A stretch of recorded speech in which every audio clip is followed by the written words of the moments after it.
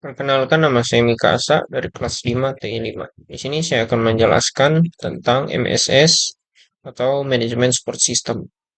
Nah, pemodelan memegang peranan sentral dalam manajemen support system atau MSS sebagai alat untuk mempermudah proses analisis dan pengambilan keputusan.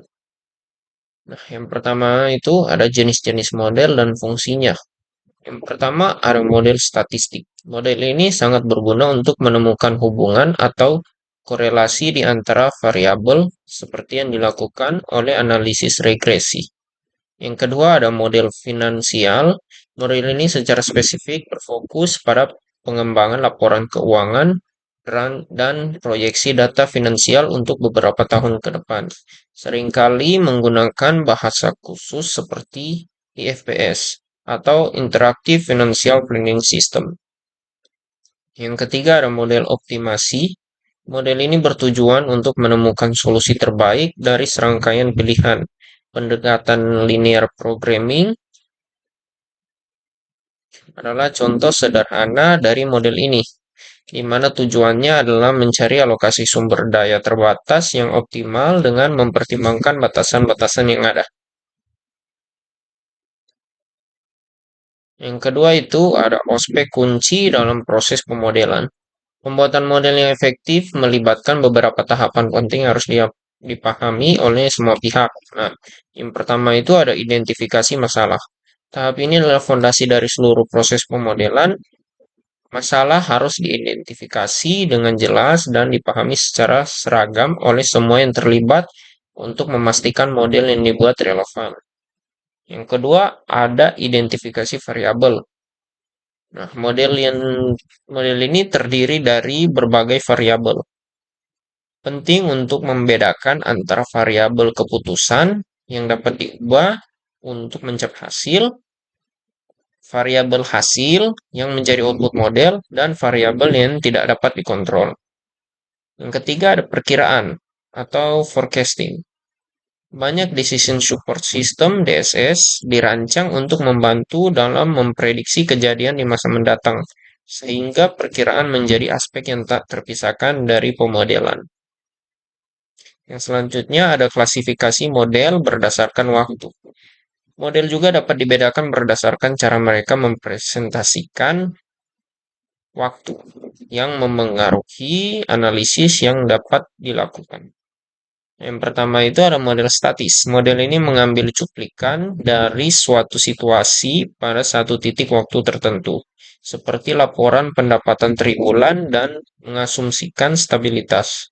Yang kedua ada model dinamis. Berbeda dengan model statis, model ini digunakan untuk mengevaluasi skenario yang terus berubah dari waktu ke waktu, menjadikannya ideal untuk menganalisis tren dan pola jangka panjang seperti proyeksi laba rugi selama 5 tahun. Yang selanjutnya ada pengambilan keputusan dan teknik lanjutan. Proses pengambilan keputusan dalam MSS dapat terjadi di bawah 3 kondisi utama. Yang pertama, ada kepastian, certainty, kondisi yang paling diinginkan di mana pengetahuan tentang situasi dan hasil sudah lengkap. Yang kedua ada resiko atau risk, pengetahuan tentang hasil tidak sepenuhnya lengkap tetapi dapat diukur atau dikuantifikasi. Yang ketiga ada ketidakpastian, uncertainty, kondisi yang sebisa mungkin dihindari di mana pengetahuan tentang situasi sangat minim atau tidak ada. Untuk membantu pengambilan keputusan digunakan tabel keputusan dan pohon keputusan. Selain itu, materi ini mengenalkan teknik pemodelan yang lebih canggih. Nah, yang pertama itu ada pemrograman matematis, digunakan untuk mengalokasikan sumber daya yang terbatas guna mengoptimalkan suatu tujuan tertentu. Yang kedua ada simulasi. Teknik ini memungkinkan eksperimen pada model yang meniru kenyataan. Sangat berguna untuk situasi yang kompleks meskipun tidak menjamin solusi yang optimal. Yang ketiga ada pemrograman heuristik. Pendekatan ini menggunakan aturan praktis atau rule of thumb untuk menghasilkan solusi yang layak dan cukup baik untuk masalah yang sangat rumit. Nah, kesimpulannya, Pemodelan memainkan peran yang sangat penting dalam manajemen support system (MSS) dengan menyediakan berbagai alat untuk membantu proses pengambilan keputusan, mulai dari model statistik, finansial, hingga model optimasi. Semuanya dirancang untuk menganalisis data dan memprediksi hasil. Selain itu, model dapat diklasifikasikan sebagai statis, menilai satu momen waktu, atau dinamis, mengevaluasi perubahan dari waktu ke waktu. Penggunaan model ini sangat krusial dan dalam menghadapi kondisi kepastian, resiko, atau ketidakpastian, dan didukung oleh teknik-teknik lanjutan seperti simulasi dan pemrograman heuristik untuk memecahkan masalah yang kompleks. Dengan demikian, model berfungsi sebagai fondasi bagi DSS, memungkinkan manajer untuk menguji skenario secara virtual dan membuat keputusan yang lebih baik.